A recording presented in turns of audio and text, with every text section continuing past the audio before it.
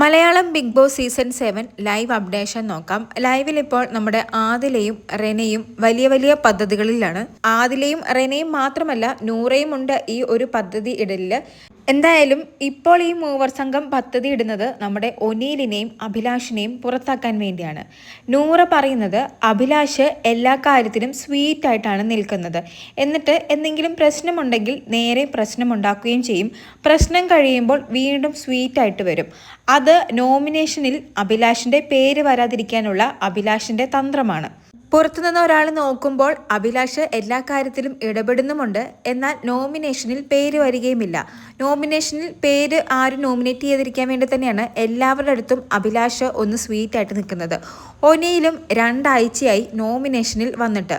അതുകൊണ്ട് തന്നെ ഒനിയിലും സേഫാണ്. മാക്സിമം നമ്മളെല്ലാവരും ഒനീലിനെയും അഭിലാഷിനെയും നോമിനേഷനിൽ പേര് പറയാൻ ശ്രദ്ധിക്കണം. എങ്കിലാണ് അവർ വോട്ടിങ്ങിൽ വരികയും അവരെ ഔട്ടാക്കാൻ സാധിക്കുകയുമുള്ളൂ എന്ന്.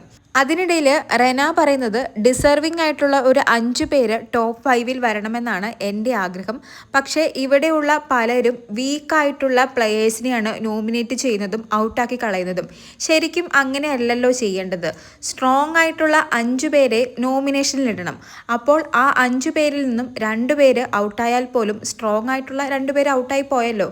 അങ്ങനെ സ്ട്രോങ് ആയുള്ള കണ്ടസ്റ്റൻറ്റിനെ അല്ലെങ്കിൽ ഗെയിമറെ അല്ലേ ഔട്ടാക്കേണ്ടത്. പക്ഷേ ഇവിടെയുള്ള ആർക്കും ബുദ്ധി ഇല്ല എന്നാണ് നമ്മുടെ റെന പറയുന്നത്. അപ്പോൾ ആദില പറയുന്നത്, നീ എല്ലാവരും ഫ്രീ ആയിട്ടിരിക്കുമ്പോൾ അല്ലെങ്കിൽ വെറുതെ ഇരിക്കുമ്പോൾ ഈ കാര്യമൊന്ന് അവതരിപ്പിച്ച് നോക്ക്. അതായത് സ്ട്രോങ് ആയിട്ടുള്ള 5 പേരെ നോമിനേഷനിലിടുന്ന കാര്യം ഒന്ന് പറഞ്ഞു നോക്ക്. ചിലപ്പോൾ അവരത് എടുത്താലോ. ഏതെങ്കിലും 2 പേര് ഒരാളുടെ പേര് പറഞ്ഞാൽ പോലും ആ ആള് നോമിനേഷനിൽ വരും. അങ്ങനെ ആദിലയും നൂറയും റെനയും കൂടി ടോപ്പ് 5 എന്ന് അവർക്ക് തോന്നുന്നവരുടെ പേര് പറയുകയാണ്. അവർ പറയുന്നത് ജിസേല്, ആര്യൻ, അക്ബർ, അനീഷ് എന്നൊക്കെയാണ്. ഇവരെ 5 പേരെയും ഒരുമിച്ച് നോമിനേഷനിൽ കൊണ്ടുവരണം. അപ്പോൾ സ്ട്രോങ് ആയിട്ടുള്ള ഇവരിൽ നിന്നും ഒരാളോ അല്ലെങ്കിൽ 2 പേരോ എന്തായാലും ഔട്ടായി പോകും. വോട്ട് കുറവുള്ള 2 പേര് എന്തായാലും ഔട്ടായല്ലേ തീരുള്ളൂ. അക്ബറിന് അത്യാവശ്യം പുറത്ത് സപ്പോർട്ടുണ്ട് എന്നാണ് തോന്നുന്നത്. അതുപോലെ തന്നെ ജിസേലിനും പുറത്ത് നല്ല PR ഉണ്ട് എന്നാണ് റെന പറയുന്നത്.